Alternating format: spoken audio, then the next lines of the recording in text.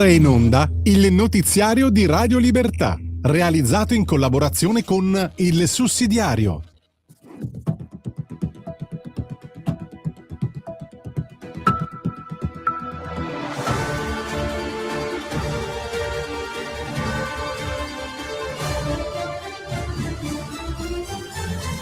Buongiorno e benvenuti al TG di Radio Libertà in collaborazione con il Sussidiario.tv. È mercoledì 15 aprile 2026. Oggi in primo piano la crisi Trump-Meloni e il tentativo della sinistra di trasformarla in un'arma politica contro il centrodestra.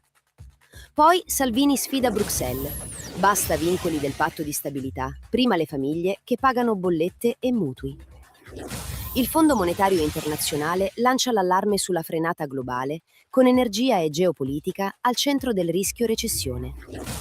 Nessun lockdown energetico. La Lega chiude la porta a razionamenti e misure stile Covid. A Milano, la piazza dei Patriots finisce nel mirino di antagonisti e sinistra radicale.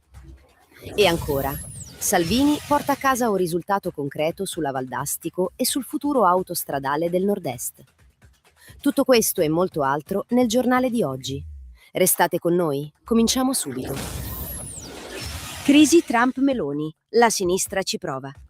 Immediato tentativo di manipolare la Premier. La crisi tra Trump e Meloni diventa subito il grande terreno di manovra della sinistra.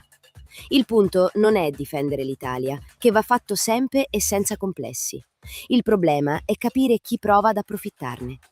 PD, Campolargo e giornaloni applaudono la Premier non per patriottismo, ma perché sperano di spingerla fuori dal campo conservatore, verso una destra più comoda, più educata, più simile a loro. Trump usa toni duri, spesso ruvidi, ma pone questioni vere: l'Iran, il nucleare, la debolezza europea, la sicurezza dell'Occidente. L'Italia deve tutelare il proprio interesse nazionale, anche quando non coincide con Washington, ma guai a trasformare questa distanza in anti-americanismo. Sarebbe il regalo perfetto alla sinistra. Bollette, Salvini contro Bruxelles. Stop al patto, famiglie prima. Matteo Salvini alza il livello dello scontro con Bruxelles. Stop ai vincoli del patto di stabilità per difendere famiglie, imprese, bollette ed energia. Il ragionamento è semplice. Se l'Europa consente deroghe per comprare armi, deve consentirle anche per proteggere chi lavora e produce. Non si possono chiedere sacrifici agli italiani, mentre carburanti, luce e gas rischiano di diventare una tassa di guerra permanente. Salvini non chiede soldi in più, chiede libertà di usare le risorse per bloccare gli aumenti. Se Bruxelles continua a perdere tempo, l'Italia dovrà procedere da sola. Prima gli italiani che pagano bollette, mutui e stipendi, poi i dogmi contabili di Ursula. FMI, il conto salato delle crisi. Recessione, energia, rischio Italia. Il Fondo Monetario Internazionale lancia l'allarme sulla frenata globale.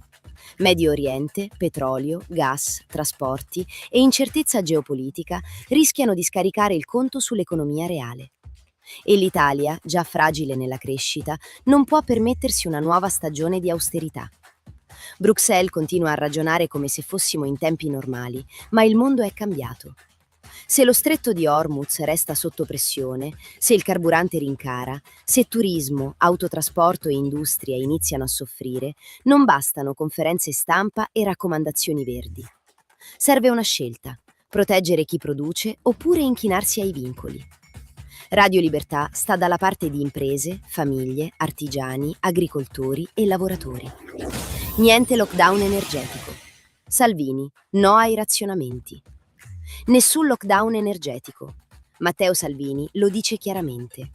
Non sono allo studio razionamenti, targhe alterne, fabbriche chiuse, scuole a distanza o ritorni mascherati al modello Covid.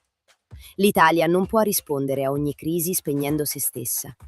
Non si può chiedere ai cittadini di vivere meno, viaggiare meno, lavorare meno, produrre meno. La strada indicata dalla Lega è opposta. Tenere aperto il paese, difendere trasporti e pendolari, evitare rincari incontrollati sui biglietti e proteggere la stagione turistica.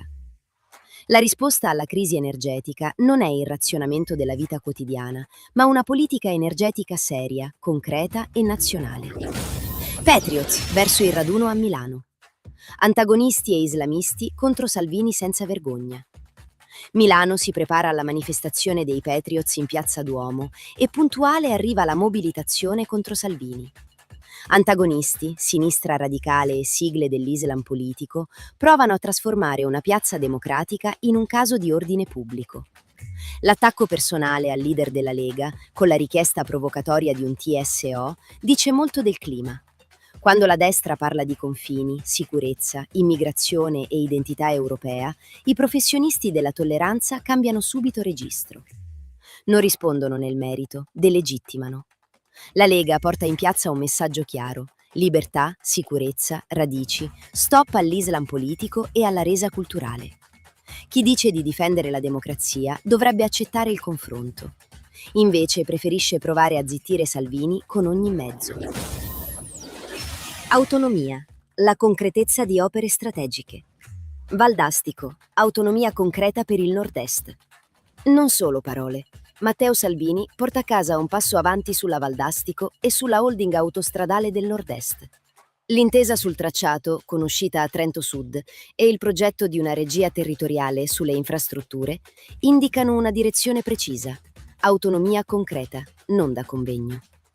Soldi dei territori che restano nei territori. Opere utili a imprese, lavoratori, trasporti e collegamenti.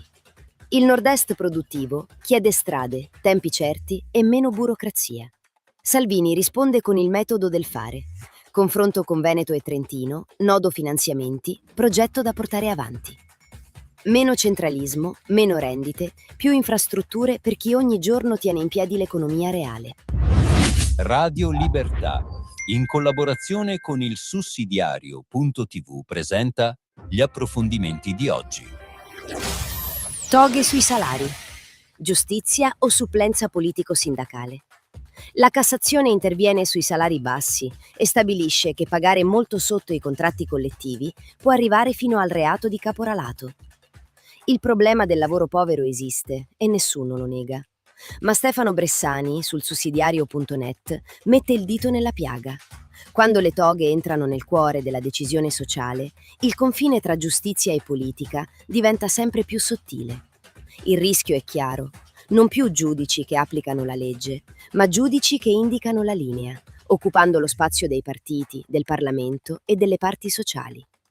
È la vecchia tentazione della supplenza giudiziaria, oggi saldata a un asse politico-culturale che guarda verso ANM, CGIL e Movimento 5 Stelle.